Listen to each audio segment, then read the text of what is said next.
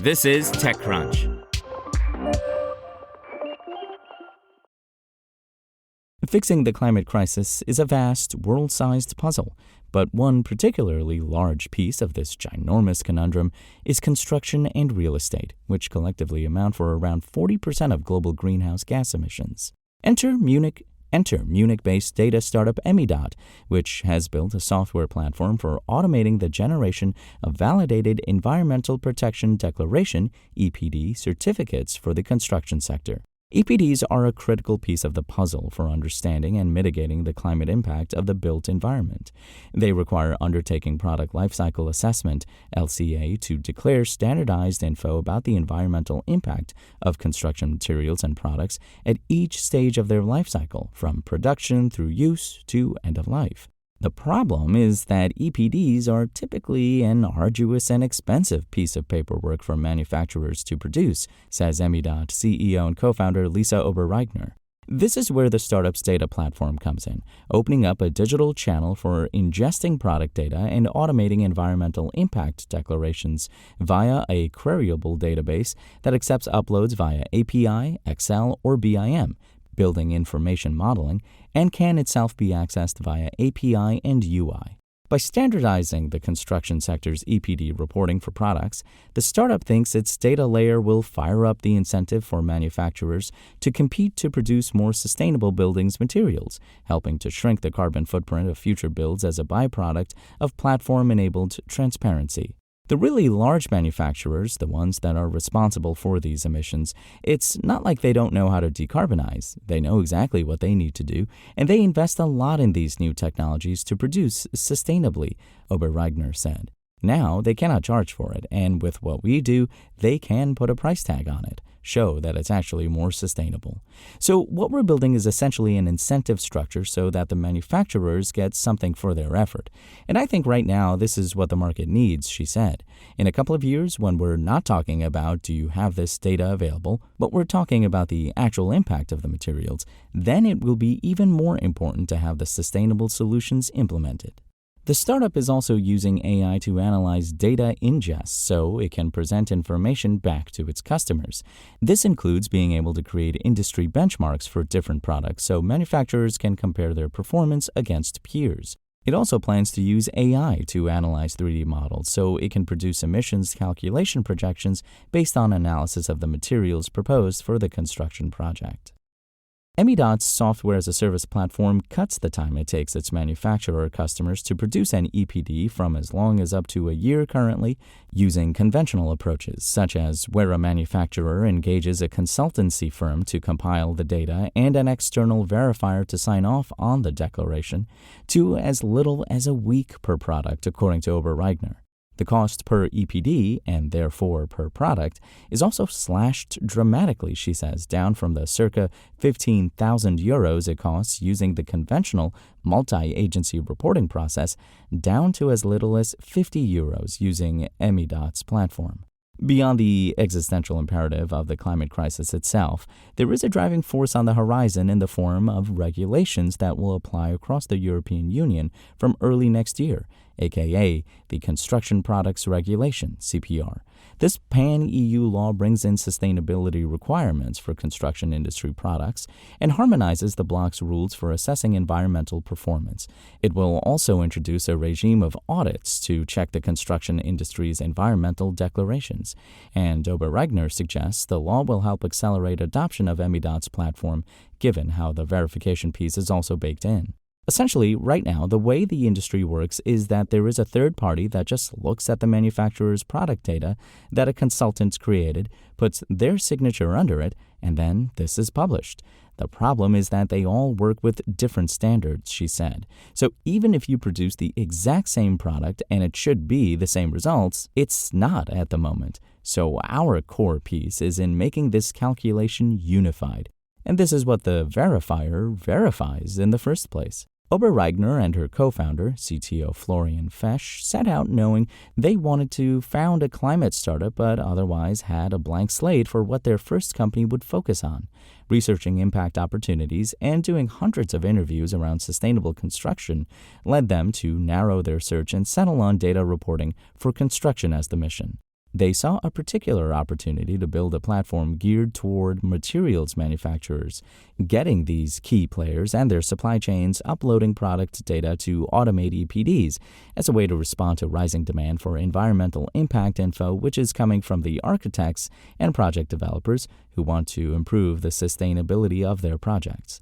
Other approaches in this area had focused on serving the latter customers directly, she suggests, rather than directly supporting manufacturers to report environmental data. Oberreigner namechecks the likes of OneClick LCA and Sphera as longtime players selling LCA support services, but which are targeted at expert users rather than manufacturers. We're not the first ones who realize embodied carbon in buildings is a problem, but we're the first ones to tackle the manufacturers, she said, adding, I think this is a really smart starting point because this is where the data is generated, but this data is then needed along the whole value chain, so we can essentially layer applications on top of this. Giving manufacturers the tools to manage their EPD reporting themselves also looks like a smart tactic to lift key emissions data all the way down the supply chain, as the approach requires major manufacturers to ensure their suppliers are providing the necessary data to complete the environmental declarations. So far, the 2023 founded startups had 25 customers who have used or are using its platform for some 350 construction plans. Its database of materials contains information on over 150,000 construction products, spanning 13 product categories so far, but it's just getting started.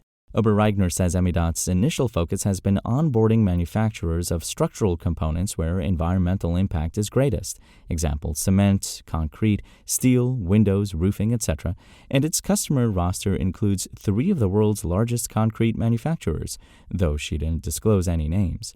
But she says the company plans to keep expanding the product categories covered, so EPD generation for operational components like building heating and lighting and interior decoration could be added down the line.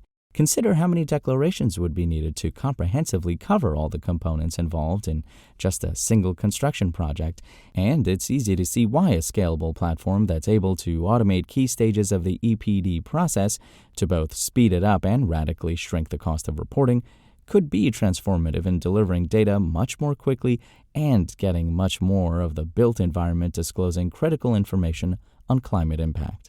Emidat's platform streamlines data collection by integrating with manufacturers' systems via API and then uses those data unloads to automate the generation of the EPD, banking on verification as part of the service.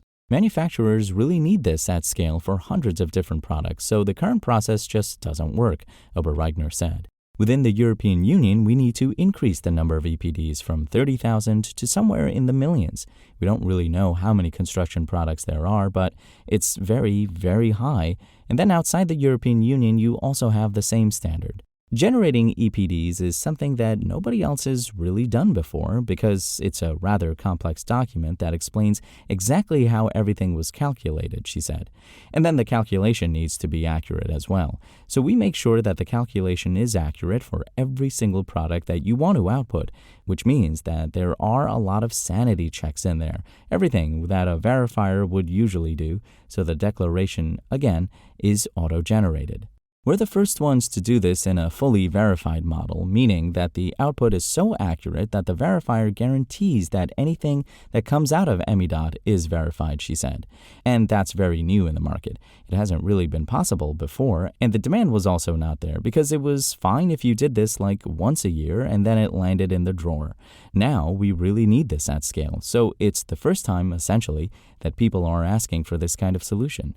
Emidat runs automated checks on data uploads to its platform to sanity check that the data customers are providing is accurate and is within certain thresholds. If not, it flags the upload to the customer. It also has a staffer doing sample checks of data uploads as another accuracy check, but from next year, regional audits will be the norm as the industry gets regulated under the EU's CPR.